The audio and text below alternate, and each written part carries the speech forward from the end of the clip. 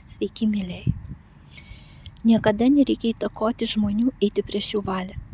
Jeigu žmogus yra apsisprendęs kažką daryti ir jis nenori daryti kitko, nereikia eiti prieš jo valią. Dievas nėra toksai, kuris eina prieš žmogaus valią. Ir taip pat nereikia eiti prieš savo valią.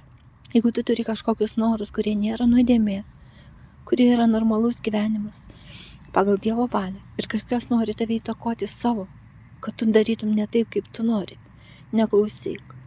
Tu turi daryti tai, ką sako tavo širdis, jei tai atitinka tavo žodį. Yra negeras ir nedieviškas būdas priversti kitą daryti tai, ką tu nori, manipuliuoti kitų žmogumi.